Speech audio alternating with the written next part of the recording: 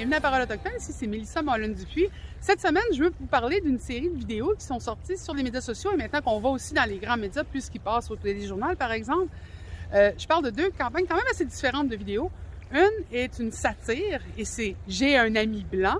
Et ces vidéos-là satirisent vraiment certaines des interactions réelles qui sont vécues quotidiennement par des gens des communautés autochtones lorsqu'ils rencontrent des personnes qui n'ont pas souvent d'interaction avec des membres des communautés autochtones.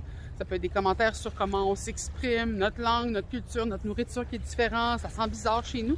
Mais il y a un degré où le miroir est tourné vers la communauté qui, elle, ne reçoit pas souvent ce genre de distinction-là. Et ce qui est le fun, c'est que c'est pas juste le point de vue autochtone, mais aussi le point de vue des personnes qui sont racisées. Et il y en a beaucoup au Québec qui, malheureusement, vivent ce même genre de discours-là, mais avec des termes et des thèmes très différents.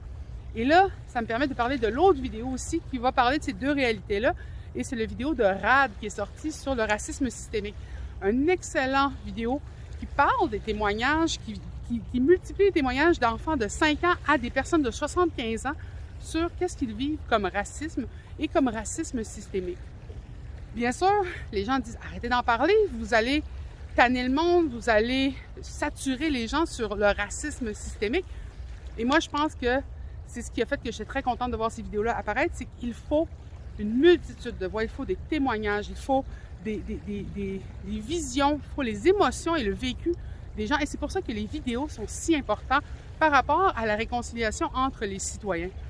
C'est certain que quand on entend parler d'une chose pour la première fois, quand en plus ça implique une émotion qui peut mettre en cause son identité propre, son histoire ou sa réalité,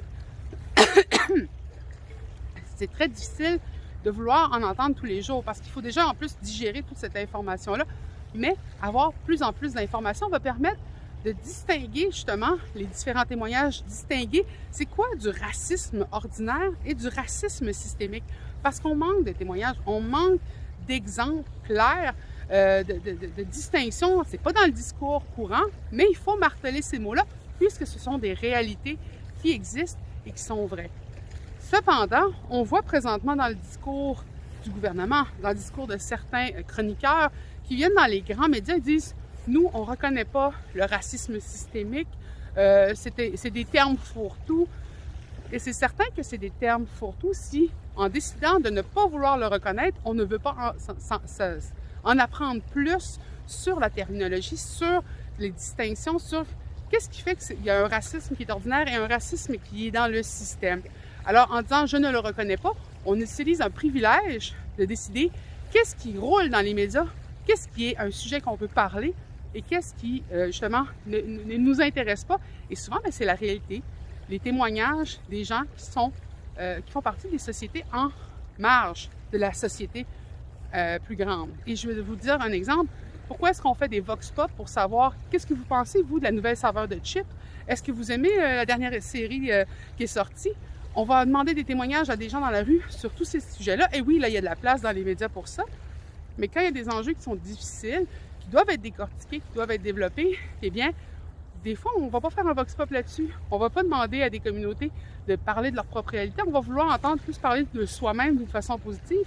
Et on va vouloir éviter, justement, le discours qui nous remet en question et qui nous demande de travailler, justement, sur la relation du quotidien. Et là, des vidéos comme « Moi aussi, j'ai un ami blanc », qu'il faut prendre avec un très grand degré d'humour. Le vidéo de RAD qui comporte des témoignages d'enfants de 5 ans à 75 ans qui parlent de leur réalité avec le racisme au quotidien.